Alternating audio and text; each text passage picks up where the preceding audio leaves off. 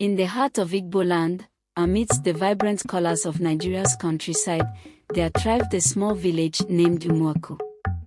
It was a place where the rhythms of life beat in harmony with the land, and where traditions flowed like the rivers that crisscrossed the fertile plains. In this village lived a young woman named Adaobi, whose story would weave through the fabric of time, leaving an indelible mark on the hearts of those who knew her. Adaobi was not like other young women in Umuaku. She carried within her the weight of a past filled with loss and longing, yet she bore it with a grace that belied her years. Raised by her grandmother, Neoma, and her three uncles, Obina, Chokudi, and Emeka, Adaobi's childhood was a tapestry woven with love, laughter, and the echoes of a mother's absence. Her mother, Ngozi, had passed away when Adaobi was just a girl of 17, leaving behind a void that seemed impossible to fill. Ngozi's death had left Adaobi adrift in a sea of grief, but she found solace in the warmth of her family's embrace. Her uncles, though flawed like all men, had taken on the role of surrogate fathers, guiding her with their wisdom and protecting her with their love. And Neoma, with her weathered hands and gentle smile, had become Adaobi's rock, imparting upon her the lessons of resilience and faith that had sustained their family for generations. Yet, amidst the love and laughter that filled their home, there lingered a shadow cast by the absence of Adaobi's father. Okachukwu, a man whose name Adaobi whispered with a mix of longing and resentment, had abandoned her and Ngozi when she was but a babe in arms. He had turned his back on them, denying any connection to the child his wife carried, and had vanished into the night like a ghost. Years passed, and Adaobi grew from a girl into a woman, her heart hardened by the betrayal of her father and the loss of her mother. She vowed never to forgive Okachukwu for the pain he had caused, for the wounds he had inflicted upon their family. And so, when he returned to Umuaku like a stranger in the night, seeking redemption for sins long past, Adaobi turned him away with a heart as cold as stone. But life in Umuaku marched on, as it always did, and Adaobi found herself buoyed by the love of her family and the rhythms of village life. She tended to the crops in the fields, sang songs beneath the light of the moon, and danced with wild abandon during the village festivals. And though the memory of her mother lingered like a whisper in the wind, Adaobi found moments of joy amidst the sorrow, moments that reminded her of the beauty and resilience of life.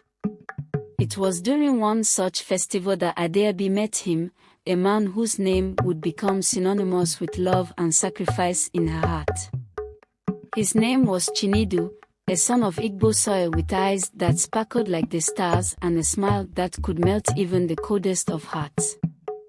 From the moment their eyes met across the crowded village square, Adaobi knew that her life would never be the same again. Chinedu was unlike any man Adaobi had ever known. He was kind and gentle, with a spirit as fierce as the African sun and a heart as vast as the endless plains. He spoke of love and family, of dreams and aspirations, and Adaobi found herself drawn to him like a moth to a flame. And though she tried to resist the pull of his affection, to shield her heart from the pain of potential loss, Adaobi knew that she had found in Chinedu a love worth fighting for. Their courtship was a whirlwind of laughter and longing, of stolen glances and whispered promises beneath the moonlit sky. And when Chinedu asked for Adaobi's hand in marriage, she said yes without hesitation, for she knew that he was the one she had been waiting for, a man who would love her fiercely and protect her fiercely, a man who would stand by her side through the trials and tribulations of life. But even as Adaobi and Chinedu's love blossomed like the flowers in the springtime, some looked upon their union with envy and malice. Among them were Adaobi's two uncles, Obina and Chokudi, whose hearts were consumed by bitterness and resentment. They saw in Chinedu a threat to their control over Adaobi, a rival for her affection and allegiance, and they vowed to do whatever it took to tear them apart. Obinna and Chukwudi's schemes were subtle at first, a whispered word here, a pointed glance there, but as Adaobi and Chinedu's wedding day drew near, their actions grew more brazen. They spread lies and rumors about Chinedu's character, sowed seeds of doubt in Adaobi's mind, and did everything in their power to sabotage the union that threatened to usurp their authority. But Adaobi was not blind to her uncle's machinations, nor was she swayed by their deceit. She had seen the darkness that lurked within their hearts, had felt the sting of their betrayal, and she vowed not to let them destroy the happiness she had found with Chinedu. With the strength of her ancestors and the courage of her convictions, Adaobi stood firm in the face of adversity, her faith unwavering in the midst of the storm. And so, on a balmy afternoon in the heart of Umuaku, Adaobi and Chinedu exchanged vows beneath the shade of a sprawling baobab tree, surrounded by the love and support of their family and friends. It was a day filled with laughter and tears, with joy and celebration, as Adaobi and Chinedu pledged their lives to one another in a bond that would endure for eternity.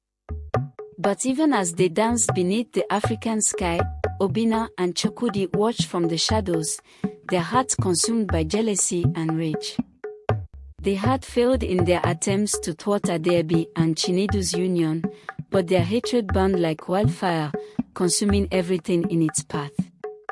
And so, they vowed to bide their time, to wait for the perfect moment to strike and exact their revenge upon the couple who had dared to defy them. As the years passed, Adaobi and Chinedu's love only grew stronger, their bond deepening with each passing day. They built a life together, a home filled with laughter and love, a family bound by blood and by choice, and though the shadows of Obinna and Chukwudi's hatred still loomed large, they refused to let it dim the light of their happiness. And then, one fateful day, Adaobi and Chinedu received news that would change their lives forever.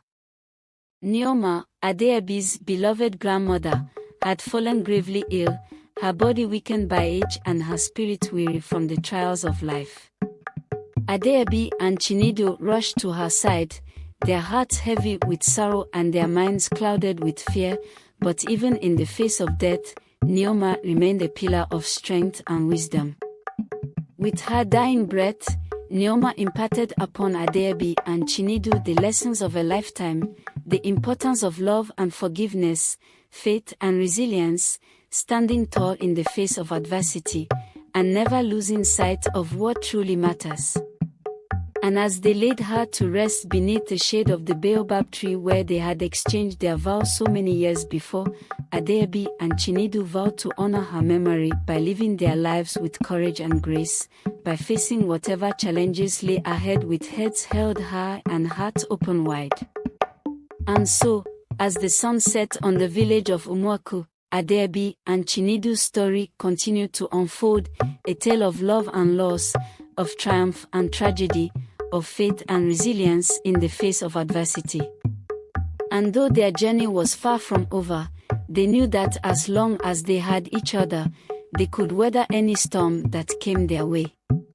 For in the end, it was not the challenges they faced or the obstacles they overcame that defined them, but the love that bound them together, a love that was as enduring as the African soil, as vast as the endless sky, and as timeless as the rhythm of life itself.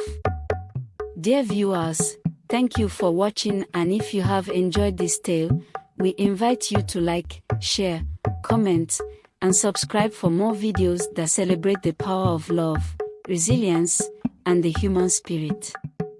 Together, let us spread the message of hope and positivity, one story at a time.